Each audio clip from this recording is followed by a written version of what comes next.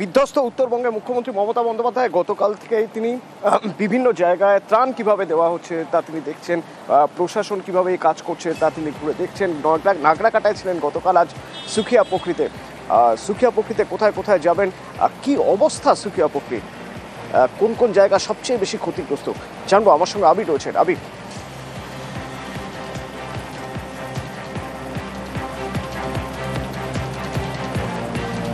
আপনাদের সঙ্গে যোগাযোগ করবো, তার পাশাপাশি একটু আপনাদের গতকালের ছবিও কিছু দেখিয়ে রাখতে চাইবো। নাগরাকাটায় বিভিন্ন জায়গায় যেখানে মুখ্যমন্ত্রী যান, বামনডাঙ্গা, টন্ডু এলাকায়, সেখানে ক্ষয়ক্ষতির খোঁজ নেন, ত্রাণ বিলি করেন, মৃতদের পরিবারের একজনকে চাকরির ঘোষণা করেন, মেটেলি এবং মালবাজারে দুর্গতদের সঙ্গে কথা বলেন। আবির রয়েছে আমার সঙ্গে। আবির, আজ সুখিয়া পুখরীতে, সুখিয়া পুখরীর সবচেয়ে ক্ষতিগ্রস্ত জায়গাগুলো কোন জায়গাগুলো, সেখানে কিভাবে কাজ হচ্ছে, পৌঁছানো যাচ্ছে কিভাবে, সেখানে তো মুখ্যমন্ত্রী যাচ্ছেন। দেখো, বিজনবাড়ি, সুখিয়া পুকুরি সহ একাধিক জায়গা ভীষণ রকম ভাবে ক্ষতিগ্রস্ত হয়েছে। এই জায়গাতে প্রচুর হোটেল, হোমস্টে গুলো ছিল, সেগুলো ক্ষতিগ্রস্ত হয়েছে, ফলে পর্যটন ব্যবসা এখানে ভীষণ রকম ভাবে ক্ষতির সম্মুখীন। এর পাশাপাশি যারা এখানকার স্থানীয় বাসিন্দা, যাদের পাকা বাড়ি ছিল তা তো নষ্ট হয়েছে, বিশেষত যেগুলো কাঁচা বাড়ি যেগুলো থাকে, ছোট বাড়ি যেগুলো, সেগুলো হচ্ছে জলের তোড়ে ধসে সেগুলো সম্পূর্ণভাবে ক্ষতিগ্রস্ত, ভেসে চলে গিয়েছে। এবং পাহাড়ের ক্ষেত্রে এই সংস্কারের কাজ শুরু করাটা এবং সেখানে চালিয়ে যাওয়াটা ভীষণ কষ্টকর, তার কারণ হচ্ছে দুর্গম এলাকাতে গিয়ে কাজ করতে হবে। বহু জায়গাতে যেহেতু সড়ক যোগাযোগ বিচ্ছিন্ন হয়ে রয়েছে, ফলে সেই জায়গাগুলোতে কাজ করতে যথেষ্ট বেগ পেতে হচ্ছে প্রশাসনকে। ইতিমধ্যেই যদিও সেই কাজ শুরু হয়েছে। আজ এই সুখিয়া পুখরী, বিজনবাড়ি সন্নিহিত যে ক্ষতিগ্রস্ত যারা রয়েছেন তাদের সাথে কথা বলবেন তিনি। সুখিয়া পুখরীর বেশ কতগুলি জায়গা তার পরিদর্শন করার কথা রয়েছে। এছাড়া প্রশাসনের তরফ থেকে যেভাবে ক্ষতিপূরণ ঘোষণা করা হয়েছিল এবং যারা মারা গেছেন তাদের পরিবারের একজন সদস্যকে চাকরি দেওয়ার কথা বলা হয়েছে, সেই নিয়োগপত্র এদিনকে তিনি তুলে দেবেন। কিছুক্ষণের মধ্যেই তার সুখিয়া পুখরীতে সে পৌঁছানোর কথা এবং সুখিয়া পুখরী বিদ্যুৎ অফিসের কাছে কথা বলার পর বাকি জায়গা পরিদর্শন করবেন।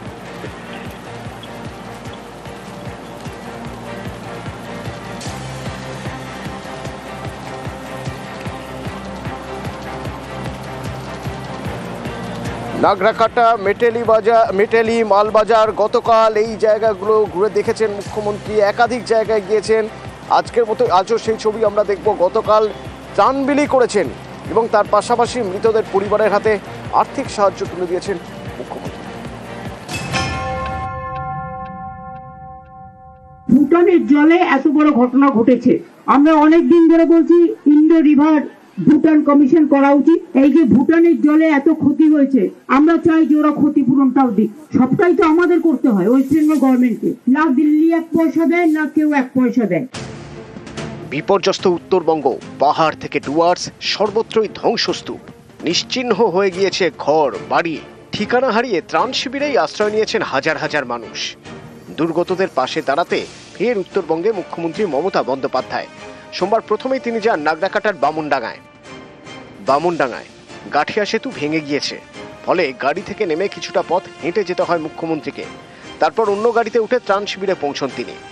মৃতদের পরিবারের হাতে আর্থিক সাহায্য তুলে দেন, চাকরির নিয়োগপত্র দেন। নিরাপত্তা বেষ্টনী ভেঙে কমিউনিটি কিচেনেও যান মমতা বন্দ্যোপাধ্যায়। টন্ডু চা মহল্লার ত্রাণ শিবিরে যান মুখ্যমন্ত্রী। ভুটানের জলে এত বড় ঘটনা ঘটেছে, আমরা অনেক দিন ধরে বলছি ইন্ডো রিভার ভুটান কমিশন করা উচিত। এই যে ভুটানের জলে এত ক্ষতি হয়েছে, আমরা চাই যে ওরা ক্ষতিপূরণটাও দিক। সবটাই তো আমাদের করতে হয়, ওয়েস্ট বেঙ্গল গভর্নমেন্টকে। না দিল্লি 1 পয়সা দেয়, না কেউ 1 পয়সা দেয়। আপনাদের অনেক কাগজপত্র হারিয়ে গেছে, সেই জন্য স্পেশাল ক্যাম্প করা হবে। যার যা হারিয়েছে সেগুলো লেখান, তাহলে ডুপ্লিকেট কাগজ পাবেন।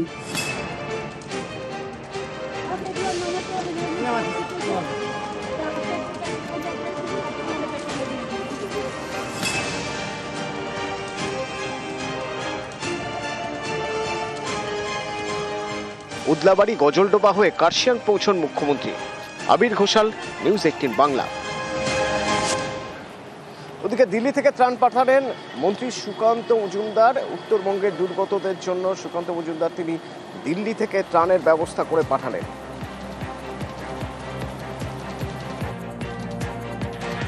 নুমালিগড় রিফাইনারি লিমিটেড NRL তাদের তরফ থেকে, তাদের CSR ফান্ড থেকে তারা প্রায় 2500 পলিথিন শিট, যাকে আমরা বাংলায় ত্রিপল বলি, সেই পলিথিন শিটের ব্যবস্থা করা হয়েছে।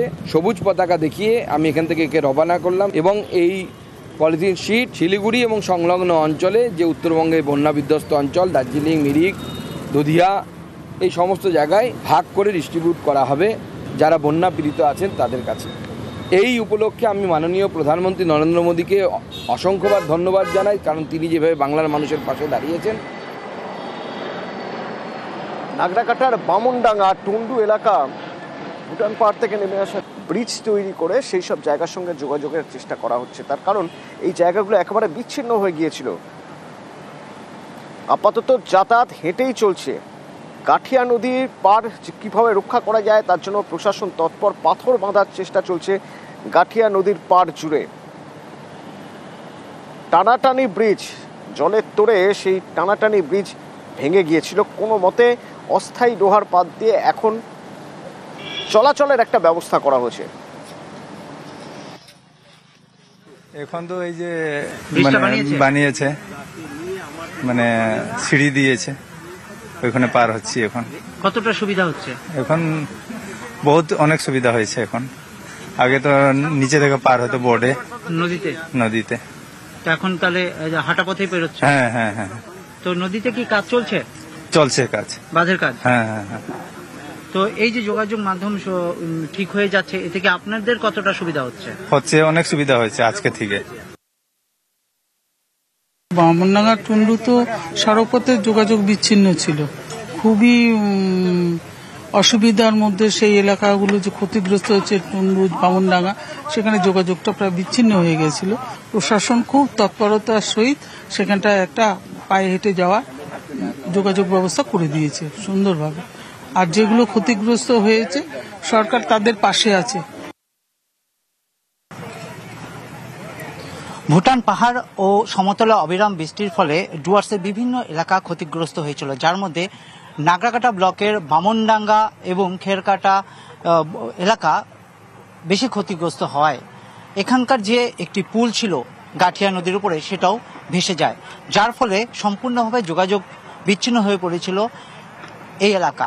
প্রশাসনের তরফ থেকে ইতিমধ্যেই এখানে অস্থায়ী একটি ব্রিজের কাজ করা হয়েছে এবং যার মাধ্যমেই এলাকার মানুষ এখানে যাতায়াত করতে পারছেন এবং প্রশাসনের তরফ থেকে যে সকল রিলিফের তা নিয়ে আসা হচ্ছে এই এলাকায়। তার পাশাপাশি এই নদীর পাশে যে বাঁধ ছিল, সেই বাঁধটিও কিন্তু ভেঙে গিয়েছিল। সেই বাঁধে অস্থায়ীভাবে কাজ চলছে যাতে নদীর জল পুনরায় গ্রামে না ঢুকে পড়ে। আর এই কাজ হওয়াতেই খুশি সাধারণ মানুষ, কারণ ধীরে ধীরে ছন্দে ফিরছে বামনডাঙ্গা, খেরকাটা এবং টুন্ডু বস্তি এলাকার মানুষের জীবন। জলপাইগুড়ির নাগরাকাটা থেকে ক্যামেরায় সঞ্জয় মণ্ডল এবং বিশ্বজিৎ মিশ্রার সঙ্গে রকি চৌধুরী, নিউজ 18 বাংলা। ওদিকে কোচবিহারের মাথাভাঙার মাগুরমারি জলঢাকার জলে গ্রাম পুরো ভেসে গেছে বলা যায়। এখনো গ্রামের অধিকাংশ বাড়িতেই উনুন জ্বালানোর মতো পরিস্থিতি নেই। কেমনভাবে রয়েছেন মানুষ, প্রশাসন কিভাবে কাজ করছে, রাজেশ রয়েছে আমার সঙ্গে ফোনে, বলতে পারবে রাজেশ? দেখো তো, মাথাভাঙা 1 ব্লকের কেদারহাটের বিস্তীর্ণ এলাকায় কিন্তু জলঢাকার জলে প্লাবিত হয়েছিল। জল নেমে গেলেও এখনো নদী তীরবর্তী বেশ কিছু বাড়িতে কিন্তু তারা উনুন জ্বালাতে পারছে না, বাড়িঘর ক্ষতিগ্রস্ত হয়েছে। একটি পাকা বাড়ি বন্যার জলে বিপর্যয়ের ফলে ধসে বসে গেছে এবং বেশ কিছু কাঁচা বাড়ি কিন্তু ক্ষয়ক্ষতি হয়েছে, যার ফলে কিন্তু ব্যাপক ক্ষতির মুখে সেই এলাকার বেশ কিছু পরিবার, এবং তারা কিন্তু প্রশাসনিক সাহায্যের আবেদন করছেন, সরকারিভাবে যেন তাদের ক্ষতিপূরণ দেওয়া হয় সেই দাবিও তুলছেন। তবে স্থানীয় প্রশাসন এলাকায় যে ক্ষয়ক্ষতি হয়েছে তার রিপোর্ট কিন্তু তারা ইতিমধ্যেই পাঠিয়েছেন এবং সেই রিপোর্ট আকারে যার যে পরিমাপ ক্ষতি হয়েছে সেইভাবে তারা সাহায্য পাবেন। সেখানকার গ্রামবাসীরা যেটা বলছেন যে তারা এখনো উনুন জ্বালাতে পারছেন না, রয়েছে জল যে জমে থাকা যে একটা পরিস্থিতি, দুর্গন্ধ ছড়াচ্ছে এবং স্থানীয় প্রশাসনিক ভাবে কিন্তু তাদের পাশে দাঁড়ানোর সব রকম চেষ্টা করা হচ্ছে। পাশাপাশি শুকনো খাবার সহ অন্যান্য সামগ্রীও দেওয়া হচ্ছে।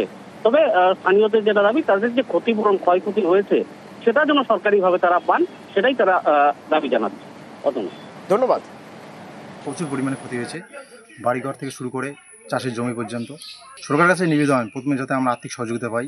বর্তমানেও আমরা কোনো রকমভাবে রান্না করতে পারছি না, যেহেতু আমাদের সব কিছু ভেঙে গেছে। বাইরের থেকে আসে দু একটা সংস্থা এসে ওরা খাবার দিয়ে যায়, শুকনো খাবার থেকে শুরু করে খিচুড়ি। এখনো পর্যন্ত আমরা বাড়িতে রান্না করতে পারছি না। এখন থাকার মতন ব্যবস্থা নাই, রান্না করার মতন কোনো ব্যবস্থা নাই। এখন তো বাইরের থেকে আত্মীয় স্বজন যারা আসতেছে তারা তো খাবার নিয়ে আসতেছে, ওরাই ওইগুলো খাইতেছি। বাচ্চা কাচ্চা নিয়ে বারান্দায় পড়ে আছি।